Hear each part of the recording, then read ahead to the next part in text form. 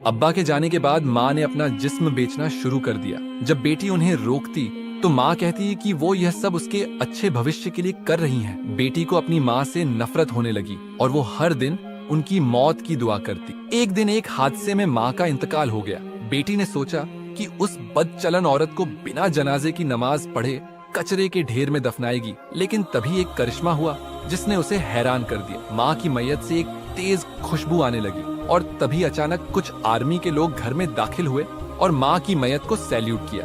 बेटी उस वक्त सिर्फ 7 साल की थी जब उसके अब्बू का इंतकाल हुआ था। अब्बू की मैयत सामने पड़ी थी और माँ बेटी का रो रो कर बुरा हाल था। सारा खानदान इकट्ठा हुआ और फिर अब्बू को लेकर चला गया।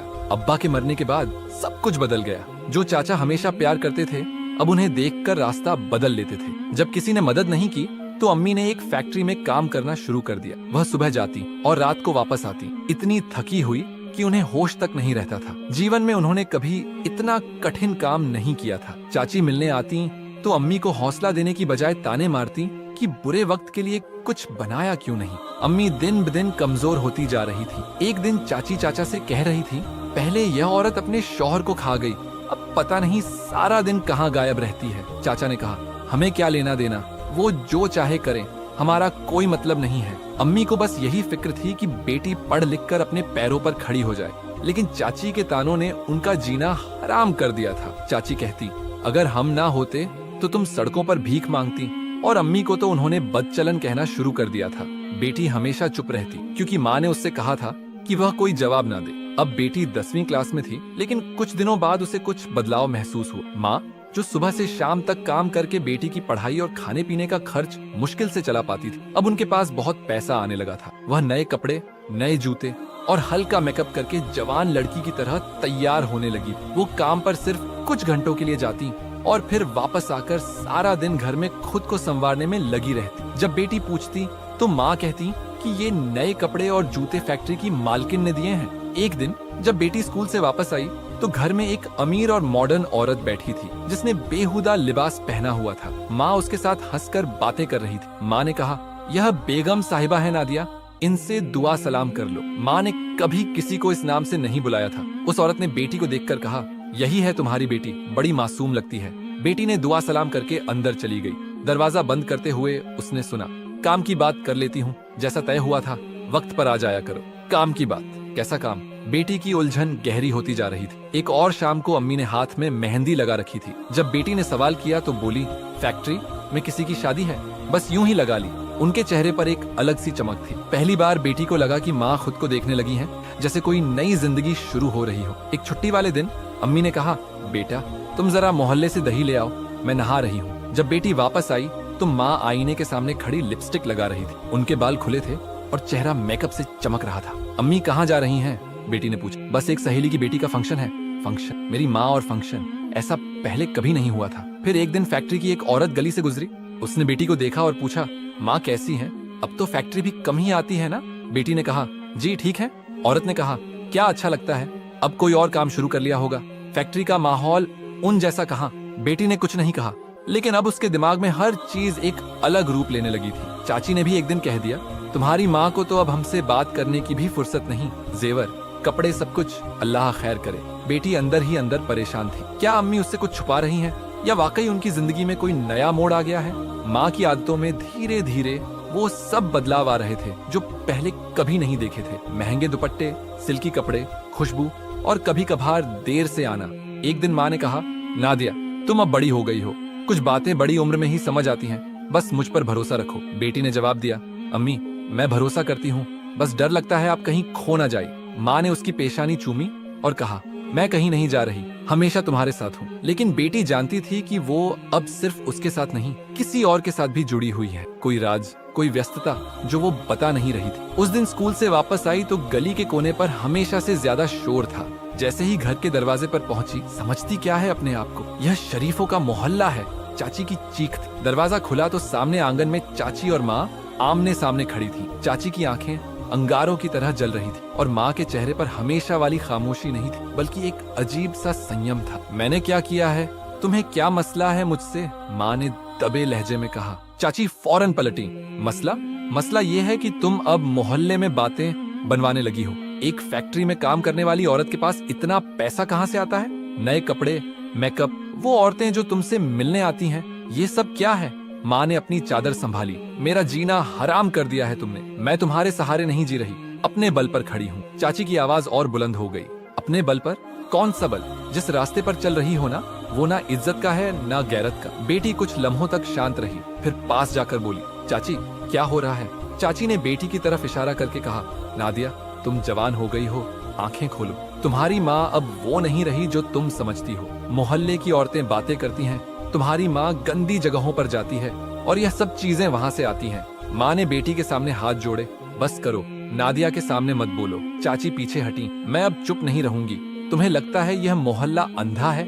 सब जानते हैं तुम कहाँ जाती हो, किसके साथ जाती हो, और अब ये सब अपनी बेटी को भी सिखाओगी। माँ ने कुछ नहीं कहा, बस अंदर चली गई। बेटी उनके पीछे गई, लेकिन उन्होंने दरवाजा बंद कर लिया। कमरे में खामोशी थी, सिर्फ सांसों की आवाज सुनाई दे रही थी। जब बेटी पलटी तो चाची वहीं खड़ी थी। वह सख्त लहजे में बोली, याद रखना नादिया, तुम्हारी माँ तुम्हें भी इसी राह पर लगा देगी। ये औरत अब नेक नहीं रही। शाम तक माँ कमरे से बाहर नहीं आई।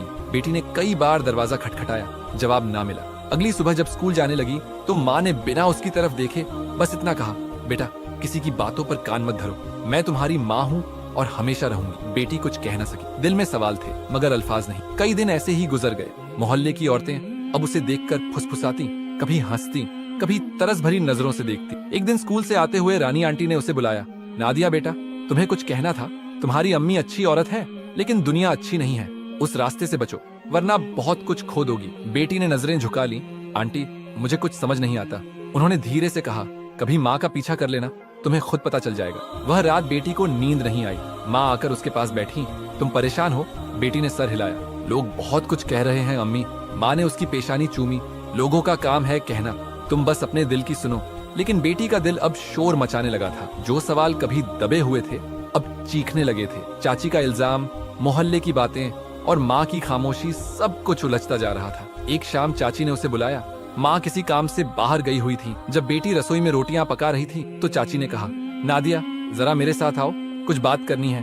बेटी खामोशी से उनके साथ चली गई। छत पर ले जाकर कोने में बैठकर बोली, देखो बेटा मैं तुम्हारी दुश्मन नहीं हूँ। बेटी ने कुछ नहीं कहा, सिर्फ उनकी तरफ देखा। तुम अभी बच्ची हो, लेकिन तुम्हें पता होना चाहिए कि तुम्हारी माँ क्या कर रही है। तुम जिसे माँ समझ रही हो वो अब माँ नहीं रही, वो औरत बन चुकी है। चाची आप क्यों ऐसी बातें करती हैं? बेटी की आवाज में नाराजगी थी। चाची ने गहरी सांस ली। मैं तुम्हें वो सब कुछ बताने लगी हूँ जो शायद तुम्हें कोई और ना बताए। तुम्हारी माँ कोठे पर जाती है, वो जो मोहल्ले के कोने पर बड़ा सा पुराना मकान है ना, वहीं। बेटी ने चौंक कर चाची की तरफ देखा। दिल जैसे जोर से धड़का। चाची ने कहा, मैंने अपनी आंखों से देखा है, रंगीन साड़ी, घुंघरू, पान की खुशबू, और वो सब लोग जिन्हें शरीफ लोग अपने घर में बैठने भी ना दें, वो सब तुम्हारी माँ के इर्द गिर्द होते हैं। आपको गलत फहमी हुई है चाची, बेटी ने कमजोर लहजे में कहा। चाची ने ठहाका लगाया। गलत फहमी? बेटा यह मोहल्ला अंधा नहीं, हर चीज देखी जाती है। तुम्हारी माँ फैक्ट्री नहीं जाती, वो तो अब दूसरा काम कर रही है, और तुम जानती हो वहाँ क्या काम होता है। बेटी ने नजरें झुका ली। चाची के अल्फाज जैसे हर तरफ गूंजने लगे। उसे लगा वह भारी हो जाएगी। एक औरत जब इज्जत की कमाई छोड़ दे और राह बदल ले तो उसकी चाल, उसकी बात, उसके कपड़े सब बदल जाते हैं। क्या तुमने नोट नहीं किया? तुम्हारी माँ पहले जैसी थी, अब कैसी है? बस चाची मुझे कुछ नहीं सुनना। बेटी ने उठना चाहा तो चाची ने उसका हाथ पकड़ लिया। बेटा तुम मेरी भतीजी हो, इसलिए बता रही हूँ, वरना कल तुम भी इसी रास्ते पर चली गई तो क्या हम मुंह दिखाने के काबिल रहेंगे? तुम्हारी माँ ने अपने लिए जो किया वो ठीक या गलत खुदा जाने, लेकिन तुम अभी मासूम हो, तुम्हें बचाना हमारा फर्ज है। बेटी झटक कर नीचे उतर आई। दिल में तूफान मचा था, आंखों से आंसू बह निकले, लेकिन उसने माँ से कुछ नहीं कहा। वह रात खामोशी से कटी। अगले दिन स्कूल जाते वक्त गली में वही साड़ी वाली औरत दिखाई दी जो पहले माँ से मिलने आई थी। आज भी वह पान चबाते हुए, ऊंची एड़ी की चप्पल पहने गली के कोने पर खड़ी थी। उसने बेटी की तरफ देखा और मुस्कुरा दी। अरे नादिया बीबी, तुम्हारी माँ आज नहीं आई? बेटी ने हकलाते हुए कहा। वो घर पर नहीं है। हो ना हो बता देना, धंधे पर गैर हाजिरी हो तो पैसे नहीं मिलते।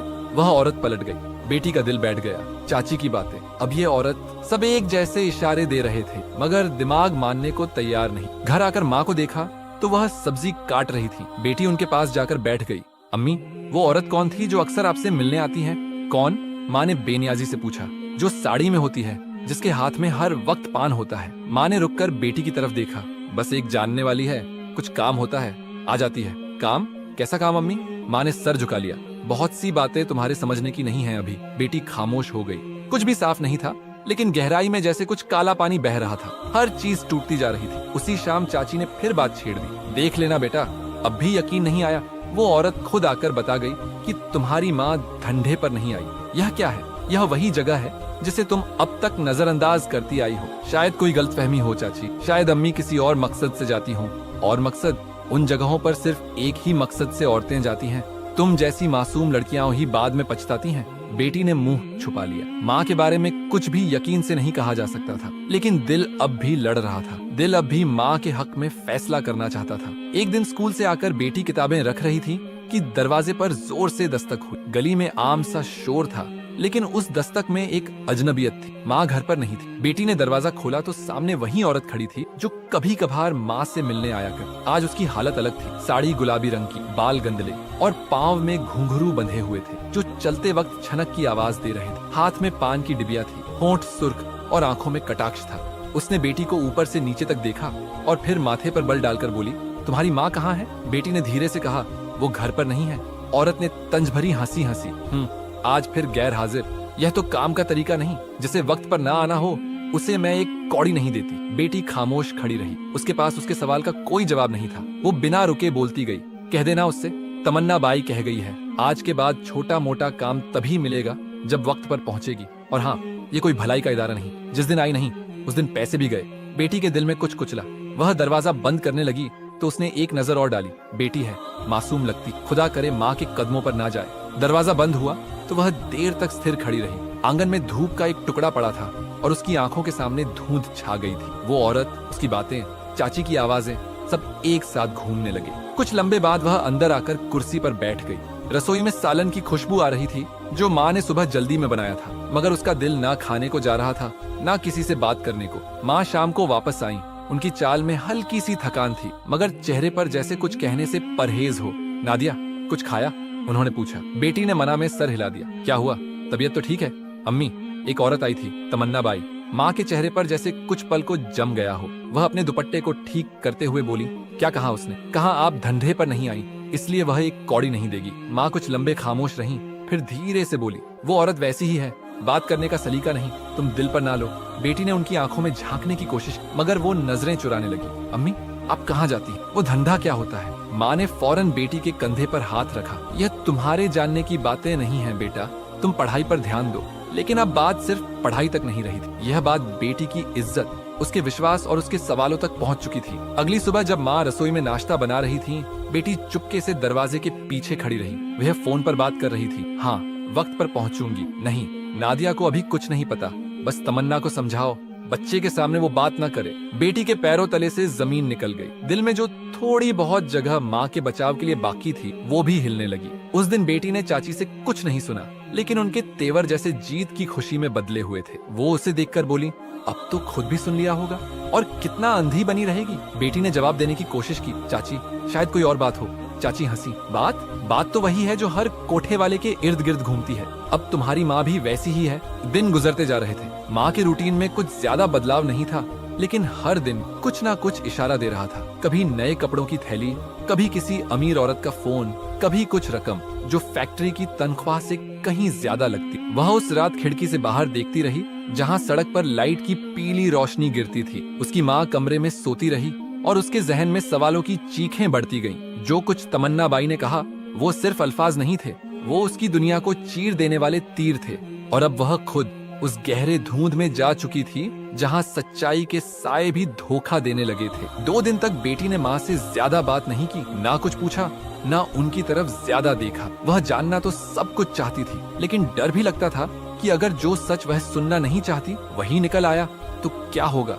लेकिन दिल में एक ही राह थी जो हर पल खींचती जा रही थी। तीसरे दिन शाम को माँ उसके लिए चूड़ियां लाई, नीले रंग की, वैसी ही जैसी बचपन में लाकर देती थी। तुम्हें पसंद आएंगी, इसलिए ले आई। बेटी ने चूड़ियां हाथ में ली, कुछ देर देखती रही, फिर उनकी तरफ देखा। यह कहाँ से लाई? बाजार से।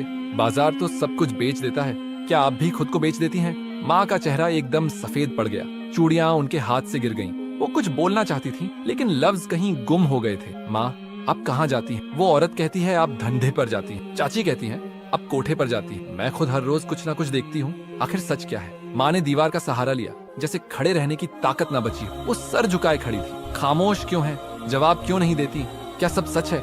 माँ अब भी खामोश थी। बेटी ने वो चूड़ियां उनके कदमों में फेंक दी। यह नहीं चाहिए मुझे, आपका पैसा नहीं चाहिए। आपकी खामोशी गवाही दे रही है कि सब कुछ सच है। माँ ने धीरे से कहा, नादिया तुम नहीं समझोगी। आपने अगर यही सब करना था तो मुझे बचपन में ही मार देती, गला घोंट देती। यह कम से कम इस तमाशे से बेहतर होता जो अब हर रोज झेलती। माँ ने बेटी की तरफ देखा, आंखों में कुछ कहने की इल्तिजा थी, लेकिन वो बोली नहीं। बोलिए ना, क्या मैं झूठ सुन रही हूँ? क्या चाची झूठ बोल रही हैं? क्या वो औरत झूठ कहती है? माँ के होंठ हिले, लेकिन आवाज ना निकल सकी। शायद उनके पास बेटी के सवालों के जवाब नहीं थे, या शायद वह देना नहीं चाहती थी। बेटी भड़क गई। आप जैसी औरत को माँ कहना भी शर्म की बात है। माँ की आंखों से एक कतरा आंसू गिरा, लेकिन उन्होंने कुछ नहीं कहा। वह पलटकर कमरे में चली गई और दरवाजा बंद कर लिया। रात गए तक वह बाहर ना आई। बेटी भी आंगन में खामोश बैठी रही। हर लम्हा गुजरता गया और उसके अंदर कुछ टूटता गया। सुबह फज्र के वक्त दरवाजे की आड़ से उसकी आंख खुली। माँ दरवाजा खोलकर चुपचाप बाहर निकल गई। उसने आवाज नहीं दी, बस उनके कदमों की आवाज को रुखसत होते सुना। उस दिन वह स्कूल नहीं गई। सारा दिन कमरे में बैठकर सोचती रही। दिल अजीब कशमकश में था। दोपहर को जब वह आंगन में निकली, माँ की चप्पलें दरवाजे के पास रखी थीं और उनके कमरे में कुरान खुला हुआ था, जैसे वह जाने से पहले कुछ देर उसके साथ बैठी हो। बेटी ने उनके बिस्तर पर हाथ फेरा। वह अब भी हल्का गर्म था। वह बैठ गई और वह सब याद करने लगी जो माँ ने उसके लिए किया था। उसके स्कूल की फीस, नए कपड़े, उसके लिए दिन रात काम करना। फिर जहन में वो मंजर आया जब उन्होंने कहा था, मैं तुम्हारे लिए कुछ भी कर सकती हूँ। तो क्या वाकई वो कुछ भी कर रही थी? शाम को जब वो वापस आई तो बेटी दरवाजे पर खड़ी थी। उन्होंने उसकी तरफ देखा। आंखों में थकान और सवाल दोनों थे। कुछ खाया? बेटी ने मना में सर हिलाया। नहीं, खा लो, भूखी रहने से दिल नहीं भरता, सिर्फ मैदा खाली होता है। बेटी चुप रही। उनके चेहरे पर वही पुरानी नरमी थी, लेकिन अब वह उस नरमी के पीछे की हकीकत जानना चाहती थी। और आज नहीं, शायद कल, लेकिन सवाल का जवाब चाहिए था। माँ ने उसके सर पर हाथ रखा। तुम मेरी बेटी हो नादिया, तुम्हें कभी दुख नहीं दूंगी, लेकिन इतना याद रखना। बेटी ने कुछ नहीं कहा, मगर दिल में वो लम्हा ठहर गया जब उसने उन्हें कहा था, मर जाती तो बेहतर था। वो अल्फाज अब उसके दिल पर बोझ बन चुके थे। कमरे में आकर उसने आईने में देखा तो खुद से नजरें नहीं मिला सकी। वह जानती थी कि वक्त आ गया है कि वह सच खुद तलाश कर। खामोशी अगर गुनाह है तो वह खुद गवाह बनना चाहती थी, और अगर वह बेगुनाह है तो वह खुद उनकी बेगुनाही का सबूत बनेगी। उस रात के बाद उसके अंदर कुछ बदल गया था। उसे एहसास हो गया था कि शक की आग में जलते रहने से बेहतर है कि सच का सामना किया जाए। अब वह खुद अपनी आंखों से देखना चाहती थी कि माँ कहाँ जाती हैं, किससे मिलती हैं, और उनके बारे में जो कुछ कहा जा रहा है उसमें कितनी सच्चाई है। अगले दिन माँ ने सुबह जल्दी नाश्ता बनाया और रसोई में उसे आवाज दी, नादिया रोटी गर्म कर लेना, मैं जरा काम से जा रही हूँ। बेटी ने चेहरे पर बेनियाजी लाते हुए सर हिलाया। जी। दरवाजा बंद होने की आहट सुनते ही उसने भी चुपके से अपना दुपट्टा लिया, जूते पहने और दरवाजे से बाहर निकल गई। माँ गली से मुड़ चुकी थी, लेकिन उनके कदमों की रफ्तार का उसे अंदाजा था। वह फासले पर रहकर उनका पीछा करने लगी। वह मोहल्ले के आखिरी कोने से निकलकर मुख्य सड़क पर आ गई। बेटी ने 2-3 बार खुद को दुकानों के पीछे और मोड़ों पर छुपाया ताकि वो उसे देख न ले। वो एक रिक्शे में बैठी और बेटी फौरन पास के रिक्शे में बैठकर पीछे पीछे चल पड़ी। कुछ ही देर में वे शहर के एक पुराने हिस्से में दाखिल हो गए। यहाँ गलियां तंग थीं, मकान खस्ता हाल थे, लेकिन कुछ इमारतों पर चमकते हुए बोर्ड और रंग बिरंगी रोशनियां साफ बता रही थीं कि यह कोई आम इलाका नहीं है। माँ रिक्शे से उतरकर एक गली की तरफ मुड़ी। बेटी थोड़ा पीछे रुकी और रिक्शे वाले को पैसे देकर तेजी से उनके पीछे हो ली। वह एक बड़े दरवाजे के पास जाकर रुकी थी, जिसके ऊपर लकड़ी का पुराना सा बोर्ड लगा हुआ था। बेटी ने खुद को एक खंभे के पीछे छुपा लिया और वहीं खड़ी हो गई। माँ दरवाजे पर खड़ी थी। उन्होंने साड़ी का पल्लू संवारा, बालों को ठीक किया और दरवाजे पर हल्की सी दस्तक दी। कुछ ही लम्हों में दरवाजा खुला और माँ अंदर चली गई। बेटी के पैरों तले से जमीन खिसक गई। जब वो नजरों से ओझल हो गई तो वह धीरे धीरे दरवाजे के करीब गई। सामने जो तख्ती लगी थी उस पर चमकती हुई सुनहरी तहरीर में लिखा था, सिर्फ अमीर जादों के लिए विभिन्न तितलियां उपलब्ध है। यह पढ़ते ही उसकी आंखों के सामने अंधेरा सा छा गया। दिल की धड़कन तेज हो गई, जैसे जिस्म में खून की रफ्तार बढ़ गई हो। वह एक कदम पीछे हटी और दरवाजे की दीवार से लग गई। इतने में अंदर से संगीत की धीमी आवाजें आने लगी, जैसे किसी तकरीब की तैयारी हो। हंसी की आवाजें, घुंघरू की छनकार और कभी कभार मर्दों के ठहाके। ये वह सब कुछ था जिसे वह हमेशा गंदा, बदनाम और शर्मनाक समझती आई थी। कुछ देर बाद एक नौजवान महंगे कपड़ों में दरवाजा खोलकर अंदर दाखिल हुआ। पीछे से एक औरत ने उसका स्वागत किया और फिर दरवाजा बंद हो गया। बेटी दीवार के साये में छुपकर सब देखती रही। बेटी दीवार के साये में छुपकर सब देखती रही। माँ अंदर मौजूद थी और वो जगह, वो तख्ती, वो माहौल, सब कुछ चाची की बातों की तस्दीक कर रहा था। मगर इसके बावजूद उसके दिल में एक दर्द बाकी था। क्या वाकई माँ वो सब कुछ कर रही थी जिसका उसे शक था, या कोई और सच्चाई भी छुपी थी जिसे वह नहीं जानती थी? इतने में एक ऑटो रिक्शा आकर रुका और उसमें से दो मर्द उतरे। एक ने सिगरेट जलाई और दूसरे ने अंदर की तरफ देखते हुए कहा, सुना है आज नया माल आया है, वही जिसका जिक्र तमन्ना बाई कर रही थी। बड़ी खास चीज है। कौन? वही जिसके बारे में कहा जा रहा है कि पहले फैक्ट्री में काम करती थी। हाँ वही। कहते हैं बड़ी खास बन गई है अब। बेटी ने अपनी सांसें रोक ली। बात उसकी माँ के बारे में थी और अब ना सिर्फ मोहल्ले वाले बल्कि यहाँ के लोग भी उनके बारे में वही बातें कर रहे थे। वह फौरन वहाँ से हट गई, एक कोने में जाकर बैठ गई। उसके हाथ कांप रहे थे और दिल में कुछ भी साफ नहीं रहा था। आंखों के सामने वो तख्ती और माँ का अंदर जाना बार बार मंजर बनकर लौट रहा था। माँ तो वापस आ चुकी थी मगर बेटी का दिल अब भी बेचैन था। उस रात नींद उससे कोसों दूर थी। तख्ती की इबारत अब उसकी आंखों के अंदर नक्श हो चुकी थी। अब उसके लिए खामोशी का कोई बहाना बाकी नहीं रहा था। सच देख लिया था, अब सिर्फ सच्चाई का सामना बाकी था। अगले दिन उसके जहन में कुछ और ही चल रहा था। जो कुछ कल देखा उसने उसकी बर्दाश्त की हद को छू लिया था। मगर एक हिस्सा अब भी कह रहा था शायद अंदर कुछ और हो, शायद वह किसी मजबूरी के तहत गई हो, शायद कोई वजह हो। लेकिन अब उसे सिर्फ शायद से तसल्ली नहीं मिल रही थी। उसने फैसला किया था कि एक बार फिर खुद देखेगी और इस बार कुछ भी छुपा ना रहने देगी। माँ आज फिर सुबह सवेरे तैयार होकर गई। साड़ी, चूड़ियाँ, हल्की खुशबू और बालों में गजरा। वो खुद को हर मुमकिन हद तक संवार चुकी थी। मैं काम से जा रही हूँ, देर हो सकती है, तुम खाना खुद गर्म कर लेना। ठीक है जी, उसने खामोशी से जवाब दिया और उनके बाहर निकलते ही फौरन दुपट्टा लिया और पीछे पीछे निकल गई। वह वही रास्ता अपनाती गई जो कल देखा था। पुराना इलाका, वही गली, वही बड़ा सा दरवाजा। आज भी वहीं जाकर रुकी थी। वह एक दुकान के पीछे छुप गई और कुछ देर के लिए सब मंजर देखती रही। चंद लम्हों बाद दरवाजा खुला और माँ अंदर दाखिल हो गई। वह दीवार के साये में छुपकर वहां बैठी रही। वक्त गुजरता गया और शाम की रोशनी धीरे धीरे धुंधली होने लगी। कुछ ही देर में दरवाजा फिर खुला। इस बार माँ बाहर आई। उनके साथ दो मर्द भी थे। दोनों कीमती लिबास में, घड़ी ब्रांडेड, चश्मा और अंदाज से साफ पता चल रहा था कि यह वो अमीरजादे हैं जिनके लिए उस कोठे की तख्ती पर लिखा गया था। बेटी दीवार की ओर से झांक रही थी। माँ उन दोनों से बात कर रही थी जैसे पुरानी जान पहचान हो। उनमें से एक ने हंसते हुए कुछ कहा तो माँ ने भी हल्के अंदाज में मुस्कुराकर जवाब दिया, बस कल वाली मालूमात काफी थी, अब आगे का बंदोबस्त तुम करो, फिक्र ना करो, सब हो जाएगा। तुम तो जानती हो हम तुम पर एतमाद करते हैं, एतमाद ही तो सब कुछ है, माँ ने कहा और हाथ के इशारे से कुछ समझाया। बेटी ने आंखें बंद कर ली। उसकी माँ दो मर्दों के साथ एक ऐसे मुकाम पर खड़ी थी जहाँ इज्जत नहीं कीमत लगती। उनके लबों पर मुस्कुराहट और अंदाज में जैसे वो इस दुनिया का हिस्सा बन चुकी हो। वह एक झटके से पलटी और वहाँ से तेजी से वापस निकल आई। रास्ते में उसके कदम कांप रहे थे। वह कुछ भी सोचने के काबिल नहीं थी। दिल जैसे एक साथ सैकड़ों टुकड़ों में चूर हो रहा था। वह हर लम्हे यह दुआ कर रही थी कि काश जो उसने देखा वो ख्वाब होता या कोई गलतफहमी। लेकिन सब कुछ इतना साफ था कि झुठलाना मुमकिन नहीं रहा था। घर वापस पहुंची तो दरवाजा बंद किया और सीधा अपने कमरे में जाकर लेट गई। माँ की आवाजें, वो मंजर, वो दो मर्द, सब जहन में चक्कर काट रहे थे। रात काफी हो चुकी थी जब दरवाजा खुला और माँ वापस आई। उनके कदम हल्के थे जैसे किसी ने बोझ उतार दिया हो। रसोई में जाकर कुछ बर्तनों की आवाजें आईं। फिर उनकी आवाज सुनाई दी, नादिया खाना खा लिया? उसने कोई जवाब ना दिया। चंद लम्हों बाद वो दरवाजे पर आई। नादिया मुझे नहीं खाना। क्यों बेटा? बस दिल नहीं चाह रहा। वह खामोश हो गई। शायद उसके लहजे में कुछ था जो वो समझ गई थी। फिर वो धीरे से रसोई वापस चली गई। उसके दिल में अब एक खालीपन पैदा हो चुका था। उसने कभी नहीं सोचा था कि यह दिन देखना पड़ेगा जब वह खुद अपनी माँ को ऐसे हालात में देखेगी। जिस औरत ने उसे पाला पोसा वो उसे किसी और रूप में नजर आ रही थी और उस रूप को समझना उसके लिए मुमकिन नहीं रहा था। अगले दिन वह स्कूल नहीं गई।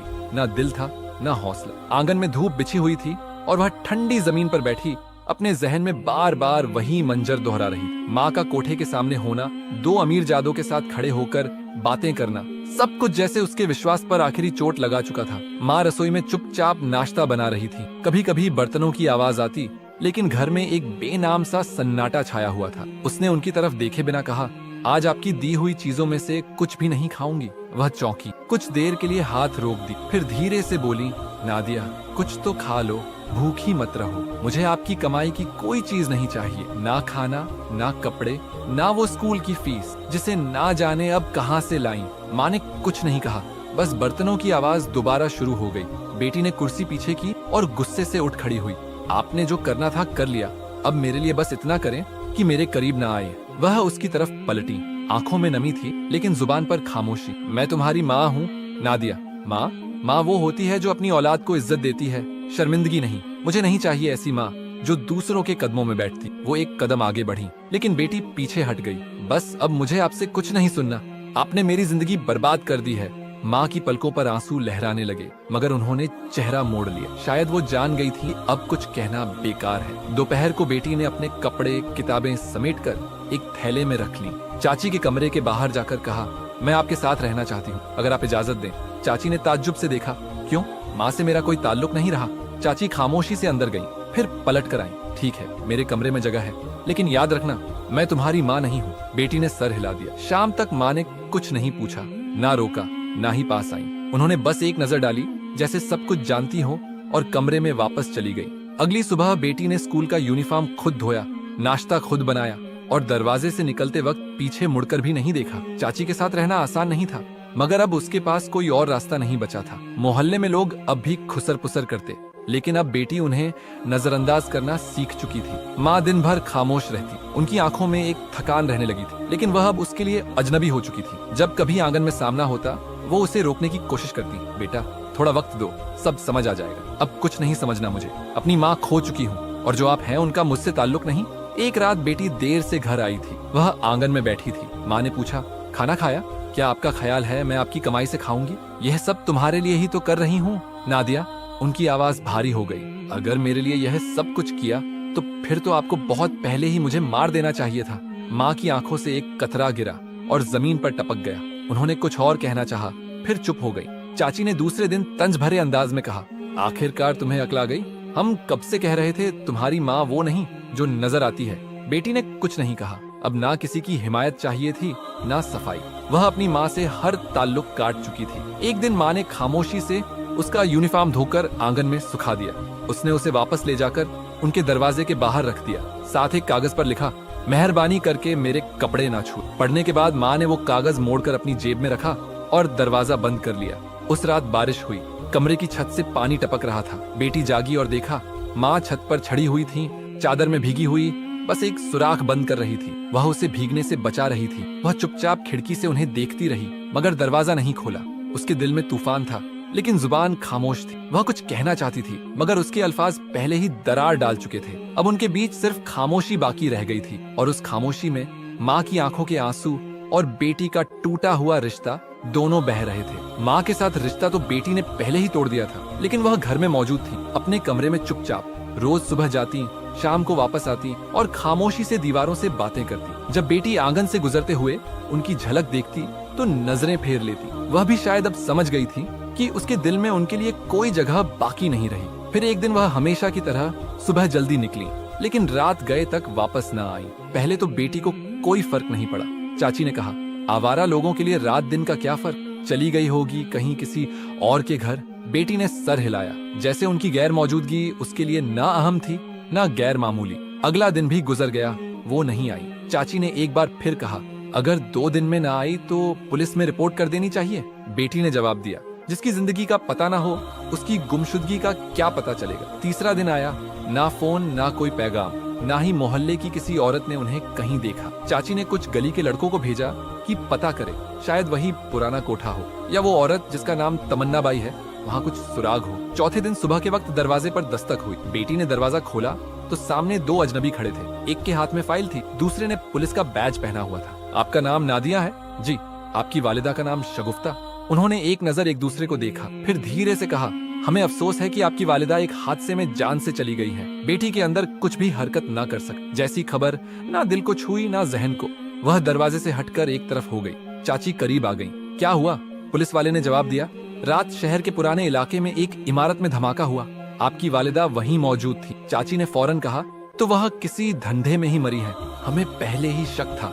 पुलिस वाले ने चंद रस्मी सवालात किए, शिनाख्त के लिए एक फॉर्म दिया और कहा, मैयत को अस्पताल में रखा गया है, आप लोग शिनाख्त कर लें ताकि दफन का बंदोबस्त हो सके। बेटी खामोश रही, कुछ भी महसूस नहीं हुआ। चाची ने उसका बाजू थामा। चलो अब ये जिम्मेदारी भी पूरी करो, जो भी थी माँ थी तुम्हारी। अस्पताल के मुर्दा घर में सफेद चादर में लिपटी लाश रखी थी। एक लम्हे को उसे सांस रोकनी पड़ी। वही चेहरा, वही झुर्रियां, वही हाथ जिन्होंने बचपन में उसका हाथ थामा था, अब बेजान थे। चाची ने कान में कहा, अब भी वक्त है, तौबा कर लो।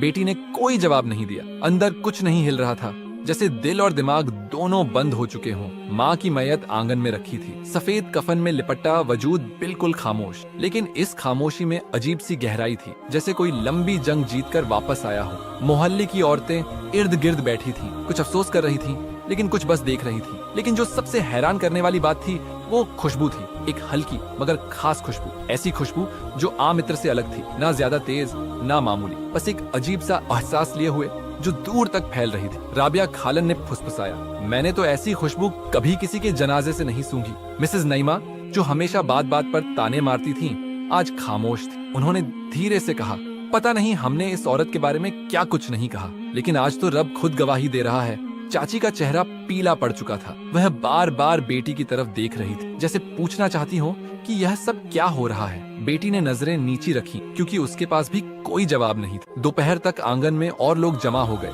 कुछ जानने वाले, कुछ मोहल्लेदार और कुछ वो जिन्होंने पहले कभी नहीं देखा था। उनके लिबास, अंदाज और रवैये साफ बता रहे थे कि वे आम लोग नहीं हैं। फिर गली के मोड़ पर अचानक गाड़ियों का एक काफिला आया। फौजी गाड़ियां, झंडे और यूनिफॉर्म में लोग। वे तेजी से घर के दरवाजे तक पहुंचे और उतरकर आंगन में आ गए। उनकी आमद पर सब लोग हैरान रह गए। किसी ने कहा, यह क्या माजरा है, फौजी यहाँ क्यों आए हैं? लेकिन अगला मंजर सबको और ज्यादा हैरत में डाल गया। एक अफसर आगे बढ़ा, मैयत के करीब आया और बकायदा सैल्यूट किया। उसके पीछे खड़े बाकी लोगों ने भी एक साथ सैल्यूट किया। आंगन में पूरी तरह खामोशी छा गई। बेटी स्थिर खड़ी थी, चाची का हाथ उसके बाजू पर आकर टिक गया। वो खुद को सहारा दे रही थी। किसी ने कहा, क्या यह वही शगुफ्ता है, नादिया की माँ? अफसर ने कुछ लम्हे इंतजार किया, फिर बेटी से बात की। क्या आप नादिया हैं? जी, हम आपकी वालिदा के बारे में कुछ बात करना चाहते हैं, अगर आप इजाजत दें। बेटी ने सर हिलाया। अफसर ने सांस ली, फिर सबके सामने बोलना शुरू किया। शगुफ्ता बीबी हमारी खुफिया एजेंसी में काम करती थी। उनका मिशन बेहद नाजुक था। वो एक ऐसे नेटवर्क के अंदर काम कर रही थी जो मुल्क के खिलाफ साजिशें कर रहा था। इस मिशन के दौरान वो कई बार अपनी जान खतरे में डाल चुकी थी। लोग एक दूसरे को देखने लगे। अफसर ने बात जारी रखी, उनकी शिनाख्त हमेशा छुपी रही, यहाँ तक कि उनके अपने करीबी भी उनकी हकीकत से नावाकिफ थे। लेकिन जो कुर्बानी उन्होंने दी वो भूली नहीं जा सकती। कल रात के हादसे में उन्होंने अपनी जान देकर कई और जानें बचाईं। चाची के मुंह से बेख्तियार निकला, अल्लाह, हमने तो समझा। अफसर ने बात काटते हुए कहा, हम जानते हैं कि उनकी जिंदगी आसान नहीं थी, मगर जो कुछ वो कर रही थी वो वतन के लिए था। हमें फक्र है कि वो हमारे साथ थी। आंगन में कुछ आंखें नम हो गईं। मोहल्ले के बुजुर्ग जिन्होंने कभी माँ को सलाम ना किया, आज खामोशी से सर झुकाए खड़े थे। अफसर ने बेटी से कहा, आपकी वालिदा ने आपके लिए खत छोड़ा था जो हमें आप तक पहुंचाना था। बेटी ने खत थामा, हाथ कांप रहे थे। फौजी कुछ देर बाद खामोशी से वापस चले गए, लेकिन उनके जाने के बाद जो शांति छा गई वो आम नहीं थी। जैसे सबके जहन में सवाल अब जवाब में बदल चुके थे। चाची बेटी के करीब आईं, नादिया, मुझे माफ कर दो। मैंने तुम्हारी माँ के बारे में बहुत कुछ कहा, बहुत कुछ सोचा, लेकिन सच तो कुछ और था। बेटी ने धीरे से कहा, सच को समझने के लिए हमने जो कीमत दी है वो बहुत बड़ी है। शाम तक माँ की दफन की तैयारी पूरी हुई। मोहल्ले की औरतें खुद कफन दफन के इंतजाम में हाथ बटाने लगी। जो कभी माँ की बात करने से कतराती थीं, आज उनके लिए दुआएं मांग रही। कब्रिस्तान में जब माँ को दफनाया जा रहा था तो इमाम मस्जिद ने कहा, अल्लाह जिन्हें शहादत का दर्जा देता है वो लोग वाकई खास होते हैं। बेटी कब्र पर मिट्टी डाल रही थी और जहन में वो सब लम्हे घूम रहे थे जब उसने माँ पर शक किया, उनसे नफरत की, उनकी खामोशी को गुनाह समझा। खुशबू अब भी हवा में थी और वह जान चुकी थी कि उसकी माँ न सिर्फ एक महान औरत थी, बल्कि वो उससे बढ़कर अपने रब और वतन से वफादार थी। ये वो लम्हा था जब उसे पहली बार उनकी खामोशी समझ आई और वह चाहकर भी खुद को माफ नहीं कर सकी। दफन के बाद कई दिन गुजर गए, लेकिन उसके अंदर की बेचैनी खत्म ना हुई। मोहल्ले वाले अब उसके साथ नरम हो चुके थे। चाची भी अब कुछ नहीं कहती थी, बल्कि कई बार अफसोस से सर झुकाकर सिर्फ इतना कहती, हमें सच जानने में देर हो गई। वह रोज कब्र पर जाती, वहां बैठती, लेकिन कुछ बोल ना पाती। माँ की खामोशी अब उसके अंदर बोलती। जिन्हें वह झूठ, गुनाह या फरेब समझती थी, वह सब कुछ अब एक कुर्बानी बन चुका था, लेकिन अब भी उसके दिल में कई सवाल बाकी थे। एक दिन दोपहर के वक्त दरवाजे पर दस्तक हुई। दरवाजा खोला तो सामने वही औरत खड़ी थी जिसे वह हमेशा साड़ी, चूड़ियों और घुंघरू के साथ देखती आई थी, तमन्ना बाई। वो अब सादा लिबास में थी, बाल बंधे हुए और चेहरे पर संजीदगी थी। मैं शगुफ्ता के बारे में बात करने आई हूँ, तुम्हें सब सच जानना चाहिए। बेटी पीछे हटी और उन्हें अंदर आने दिया। वे आंगन में आकर बैठ गए। वो काफी देर तक खामोश रहीं, फिर बोलना शुरू किया। तुम जिस माँ को बदनाम समझती रही, वो तुम्हारे साथ भी और खुद के साथ भी सच्चाई का निर्वाह करती रही। शगुफ्ता ने जो किया वो सब तुम्हारे इस वतन के लिए किया। वो मेरे कोठे में नाचने बिकने नहीं आती थी, वह आती थी राज इकट्ठा करने, उन मर्दों से जो जाहिर में अमीर थे लेकिन असल में मुल्क के दुश्मन थे। बेटी का दिल जोर जोर से धड़कने लगा। क्या मतलब? तुम्हारी माँ खुफिया एजेंसी में काम करती थी। उसने हमारे इदारे के कहने पर एक आम औरत का रूप धरा। फैक्ट्री, गरीबी, मोहल्ले की नजरों में बेइज्जती, सब कुछ सिर्फ एक पर्दा था। वो कोठे पर जाती थी ताकि दुश्मनों के मंसूबे सुन सके, उनसे बात निकलवा सके। तुम समझती थी वो खुद को बेचने जाती है, लेकिन वह सब कुछ अपने वतन को महफूज रखने के लिए करती थी। बेटी के आंसू आंखों से बहने लगे। और जो रकम तुम्हें देती थी वो सरकार की तरफ से थी। हर महीना उसकी खिदमात का सिला उसे मिलता था। लेकिन वो सब जिन्हें मैंने देखा, वो मर्द, वो सब निशाने पर थे। तुम्हारी माँ ने कई बड़े नामों के राज अफसरान तक पहुँचाए। उन्हीं की बदौलत मुल्क के लिए किए जाने वाले नुकसानदेह काम नाकाम हुए। और वो आखिरी मिशन जिसमें वह जान से गई, वो भी उसकी ड्यूटी का हिस्सा था। बेटी ने नजरें झुका ली। और मैंने क्या किया? तुम उसकी बेटी थी। वो तुम्हें हर चीज से दूर रखना चाहती थी ताकि तुम महफूज रहो। वो 5 वक्त की नमाजी थी, रोज कुरान पढ़ती थी और हर वक्त तुम्हारे लिए दुआ करती थी। बेटी टूट चुकी थी। अब उसके पास कोई सवाल न था, सिर्फ पछतावा था। मैंने उनसे नफरत की, इल्जाम लगाए, ताल्लुक तोड़ा, और इस सब के बावजूद वो तुमसे मोहब्बत करती रही। तुम उसकी आखिरी फिक्र थी। तमन्ना बाई खामोश हो गई। कुछ देर बाद वह उठी और जाने लगी। दरवाजे से पहले रुक कर बोली, तुम्हें अगर माफी मांगनी है तो उस कब्र पर जाकर मांगो जहाँ वो आराम कर रही है। वो आज भी तुम्हें देख रही हैं। बेटी ने सर हिलाया। उसी शाम वह फूल खरीद कर कब्रिस्तान गई। कब्र के पास बैठकर वह फूल बिखेरने लगी। हाथ कांप रहे थे, दिल धड़क रहा था। माँ, मुझे माफ कर दो, मैंने आपको पहचाना ही नहीं। मैंने वो सब कुछ कहा जो एक बेटी को नहीं कहना चाहिए था। कब्र पर हाथ रखा तो मिट्टी की ठंडक अंदर उतर गई। वह फूट फूट कर रोने लगी। आपको जो करना था आपने किया, और जो मुझे करना था मैंने नहीं किया। मैंने बस सुना, परखा नहीं। माँ, मैं आपकी शहादत पर फक्र करती हूँ, लेकिन अपनी सोच पर शर्मिंदा हूँ। आसमान से हल्की हल्की बारिश होने लगी। शायद उसकी माँ की कब्र भी वो आंसू सुन रही थी जो उसने बरसों रोक रखे थे। वह बहुत देर तक वहाँ बैठी रही। सूरज डूब गया, लेकिन वह अपनी माँ की कब्र से नजरें ना हटा सकी। अब हर दिन वह वहाँ आती है, फूल लाती है और दिल की बातें करती है, और हर बार दिल से बस एक ही आवाज आती है, माँ, मैं अब जान चुकी हूँ, आप जैसी थी वैसी कोई नहीं थी।